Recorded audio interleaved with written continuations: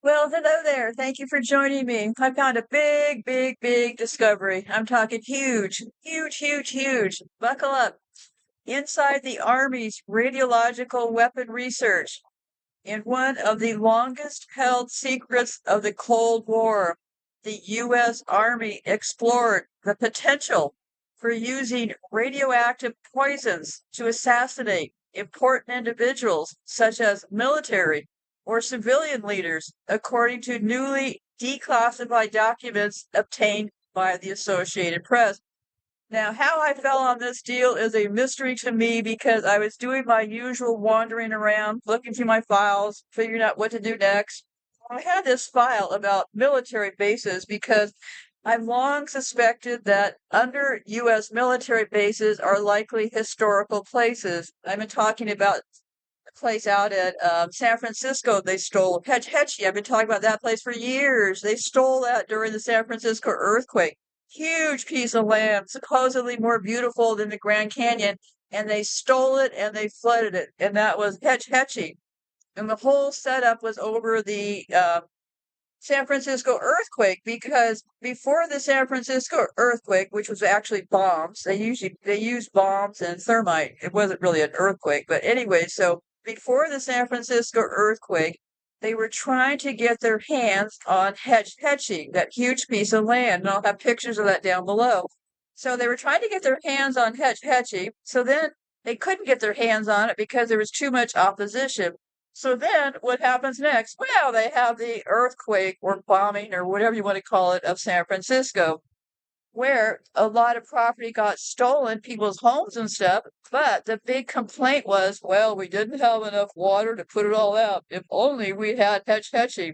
So that gave them the green light to flood Hetch Hetchy. And this has been on my mind for years. So anyway, so I was cruising around and somehow I saw this show over on, I think it was Rumble, about military bases, and I thought, yeah, that reminds me, I got to go look at my files.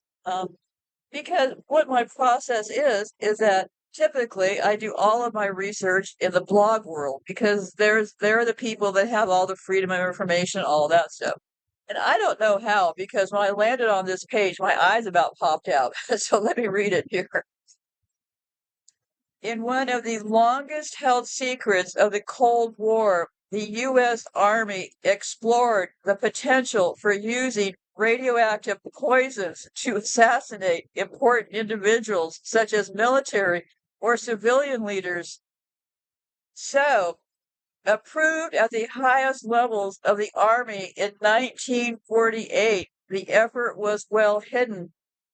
So the U.S. Army in 1948, this was one of the longest held secrets. Boy, is it ever a good secret, though. So um, it says, approved at the highest levels of the Army in 1948, the effort was a well hidden part of the military's pursuit of a new concept of warfare, using radioactive materials from atomic bomb making to contaminate swaths of enemy land or to target military bases, factories, or troop formations. The documents gave no indication whether a radiological weapon for targeting high ranking individuals was ever used or even developed in the United States. They leave unclear how far the Army project went. One memo from December 1948 outlined the project, and another memo that month indicated it was underway. The main sections of several subsequent progress reports in 1949 were removed by censors before release to the Associated Press.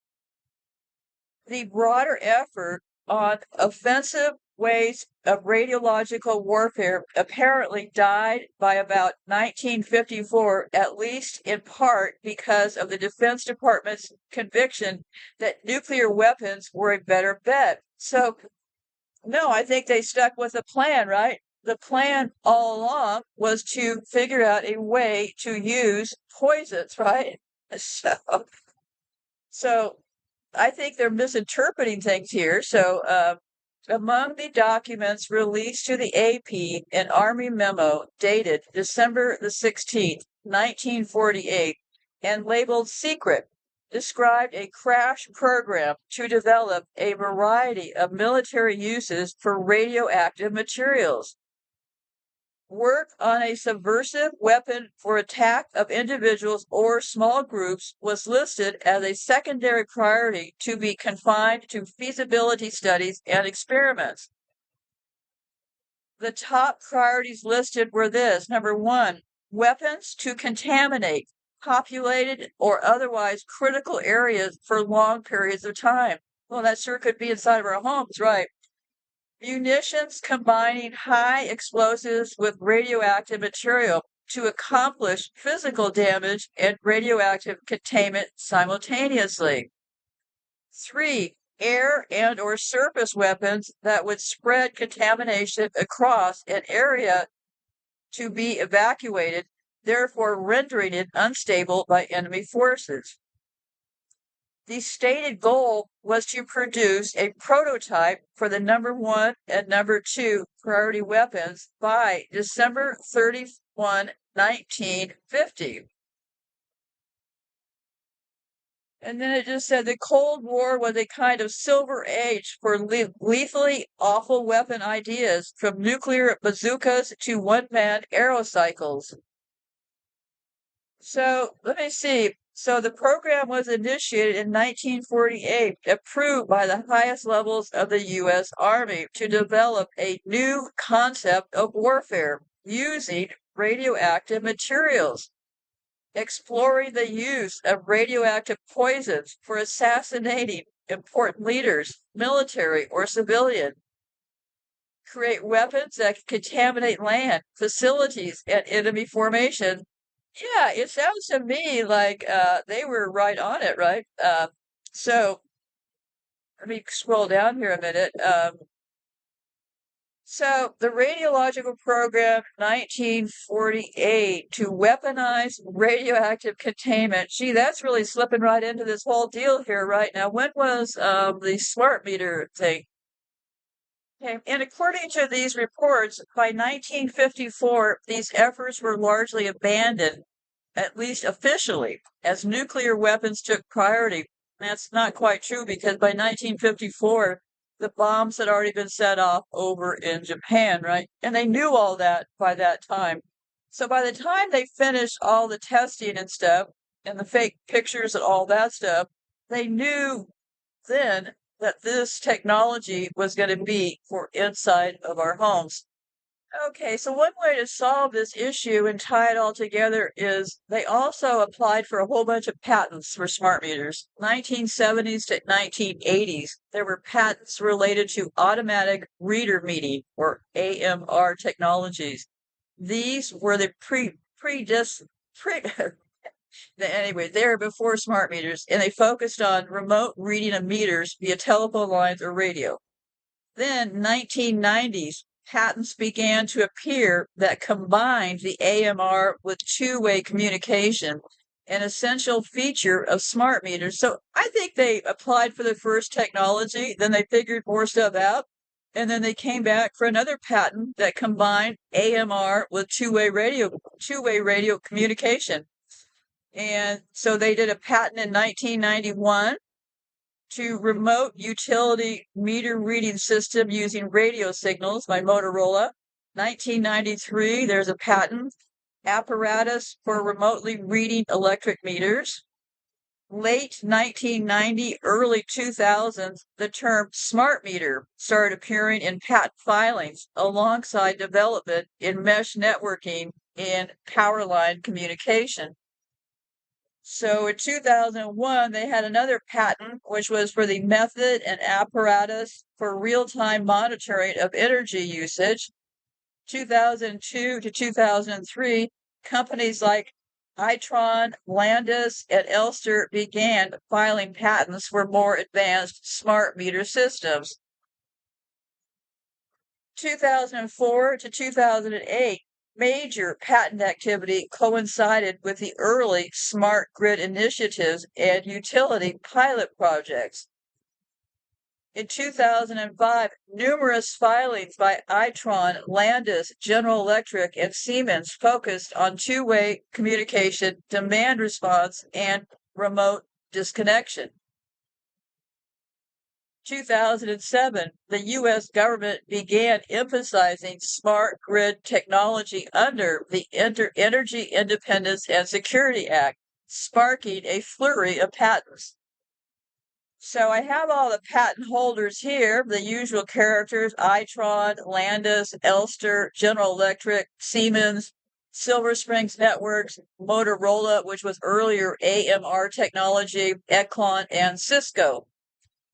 So those are the big players in that. And it looks like, yeah, I think it follows right along with the timeline. And what I've been doing recently is I have been, the current form they have of Chat GPT is more like an advanced search tool, okay? What they're talking about down the road in all of this Silicon Valley money raising and all this stuff is not what we have now. That is teachable AI, okay? To get teachable AI, people have to sit in rooms and identify things, okay? There's already been a million issues with them trying to teach people. They've been going into Africa and different places to try to get this next phase done. It is failing miserably, okay? So right now, we're at this stage where you only have Chat GPT. So I decided a couple of months ago that I would train the version that I have for my own work. So what I've been doing is I always do all of my research starting off with the blog world first, right? So what I've been doing is once I have my information in my head of what I pulled together, then I might go looking for clips and other things. But I stay away from social media during that entire process, really. And then, so what I've been doing is then I feed all of my notes into ChatGPT because I want to be able to produce really comprehensive show notes for you so that anybody can pick up my show notes and say, oh, yeah, this is exactly how she got here. So the last few months, I've been on an effort to make my show notes be more, some years I've been pretty bad at them, actually. When I started off the show, I actually date stamped all the shows. Everything was date stamped, and I actually had a show manager, but that ship has sailed. So basically, so I've been taking my notes that I create, and then I put those into ChatGPT. And so now ChatGPT has all of my work for the last few months. So it already knows what I'm looking for as far as the dirty electricity and all of this. So it actually can be quite an effective tool if you're using it for something like this. It absolutely is not going to make people lose their jobs and stuff because that's how they're trying to present it. But anyway, different subject, different time, because when I do this Palantir deal soon, I will be able to show you how complete and utter BS this whole thing is when they're saying now, we're going to capture your names, we're going to have a dome over your heads, it's going to be just like that movie, The Matrix. That is the biggest pile of lies going around right now, but not for right now. So anyway, so I have all of this stuff already programmed into my Chat GPT. So one thing I'm looking at now is, could dirty electricity be a successor concept? Because dirty electricity refers to electrical pollution, spikes, surges, and erratic frequencies on power lines, not part of the clean stuff they talk about, right? Some researchers and conspiracy theory suggest that this could stress human biology, contribute to chronic illness, be deliberately engineered as an invisible weapon, biological, psychological, or population control. So we drew up a hypothetical connection to the military doctrine that I just read you. After giving up radiological poisons, they didn't give up the radiological poisons. I don't know why they're saying this, but anyway, that's why ChatGPT doesn't just take it and run with it, right? You have to also know what you're talking about, right? So they say that covert programs may have explored EMF, electromagnetic fields, and power grid-based ways to affect populations subtly. Focused on long-term, deniable methods, For example, sickening people via their environment rather than with overt weapons. So, also remember we had Russia. It was Russia, the USA, and the UK. The first three nuclear power plants were created by those three countries, and they were all kept a secret. So, the technologies like Project Pandora, that was a U.S. microwave mind control studies they did from the 1950s to the 1970s. In the Soviets, they had, it's called Woodpecker, Signals and Studies of Low Frequency EM Weapons. Is there evidence of intentional dirty electricity as a weapon? There is no declassified proof that dirty electricity was developed as a military population control tool. But military interest in EMF and its biological effects is well documented. Power grids could theoretically deliver harmful frequencies, but whether this has been done systematically is unproven, though suspected by some, like me. So, and they went on to say secret programs start with overt weapons, radiological, nuclear, chemical. When politically risky or impractical, they shift to covert technologies like EMF, psychological ops, environmental manipulations, long-term, low-profile strategies. So, phase one, radiological warfare research. This is how it could be working out. 1948 to 1954. We have the Army memos from 1948 with plans to create weapons that would assassinate individuals with radioactive poisons, contaminate land to deny its use, combine explosives plus radioactive material. Why it faded, nuclear bombs were seen as more practical. See, they're not catching on here. The nuclear bombs were maybe a direction they were heading in, but they were still testing that plutonium. So it's kind of a chicken or an egg thing here. So radiological weapons could be too indiscriminate or politically dangerous. Yeah, of course, that's the whole idea, right? And then phase two, shift to invisible, covert technologies. After 1954, Cold War focus included psychotropic weapons, mind control studies like MK Ultra, Artichoke, and Bluebird.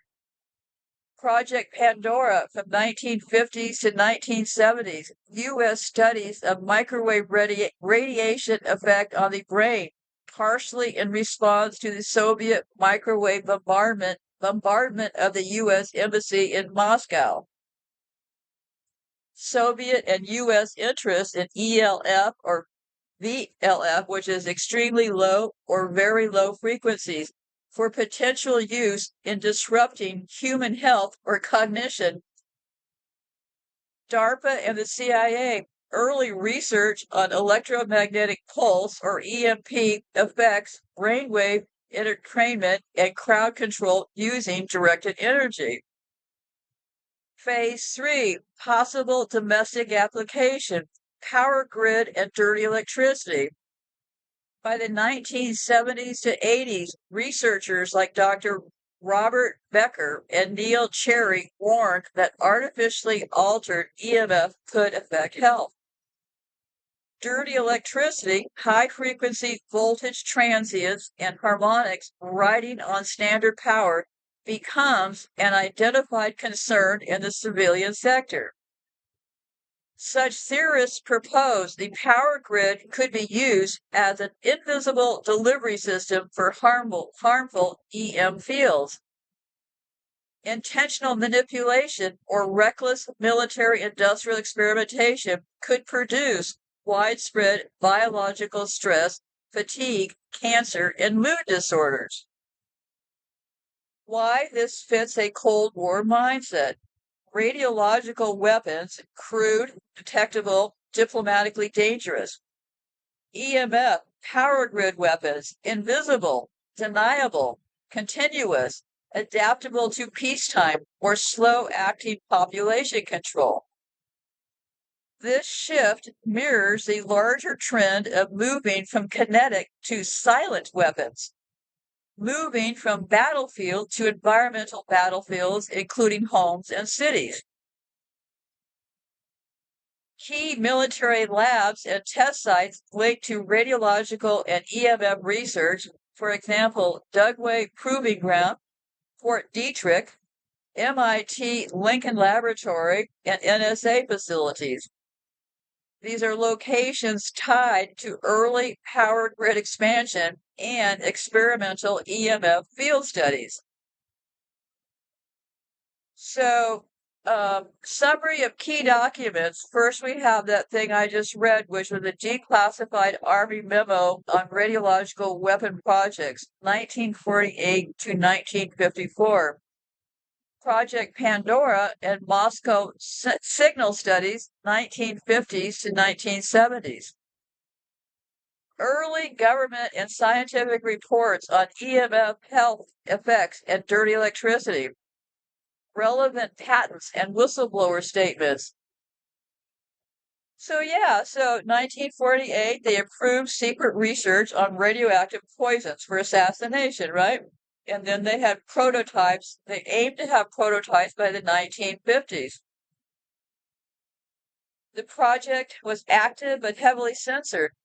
Dies down by the mid-50s as nuclear weapons take precedence. That's where they're messing it up here, though. So also we have Project Pandora and the Moscow Signal. So, here's the thing. If you don't know what you're looking at, ChatGPT isn't a whole lot of help, right? Because I, from the very beginning, told ChatGPT that we're looking at UK, USA, and Russia in this deal, right? Because those three people, those three countries, had the first three nuclear power stations. So I would consider those three areas all in on the deal, right? So, okay, so I think I've got it here. What I'm going to be doing is there's a few locations they listed. These places, there's one in Utah. You want to make sure you don't live near any of these places. No wonder Fort Detrick is so polluted over there. So they have Dugway Proving Ground, Utah, Fort Detrick, Maryland, MIT Lincoln Laboratory in Massachusetts, NSA facilities in Maryland and Fort Meade, Los Alamos National Lab in New Mexico, and the Soviet facilities over on the Polygon. It's called the Semenplakin Test Site in Kazakhstan. So, they were doing tests over in Russia while they're doing it here. So, I would say that all three of them are related. So anyway, so I have these timelines and stuff. I will publish that down below, and that way you can take a look for yourself and read the article and have time to absorb it. Because I had them create a few timelines for me here, so we can take a look at it. But the times certainly seem to make up for they line up, excuse me, with what is going on right now. So obviously they were planning for what is going today. So, if there was any doubt that this was just flew out of the air, remove that doubt from your brain because this is the plan, not the bug in the system. I think looking for nuclear weapons was part of the distraction, right? Because they couldn't really say, well, we need to get some plutonium to make some nuclear bombs because we really don't want the bombs, but we're thinking down the road we're going to use it on all of you people, you worker bees. Now they didn't they had to say that war. And I think war is also the reason for all these robberies, the stealing of land, and probably destroying old history. When they go in to bomb these other countries, they obviously, like for example, when they went in and bombed around the time of Japan, when they bombed Dresden. Well, that was just unprovoked, right? But the question is, what was underneath all that land in Dresden that they were so hot to bomb, right? So I think they're using wars as a couple of things. One is to annihilate a lot of us. The other is to grab up the land and probably all those military bases, they likely have stuff underneath them. I have some more information on that I could get back to later, but yeah, this sums up for today what I was saying earlier today, that yes, it's so rare to find the exact connection like this. It falls into my lap this way. So this is what it is. So post it down below. I have all this information. And I will be back next with my biggest case of misdirection yet. And it has to do with trafficking children and all of that. So be safe out there. Goodbye for now.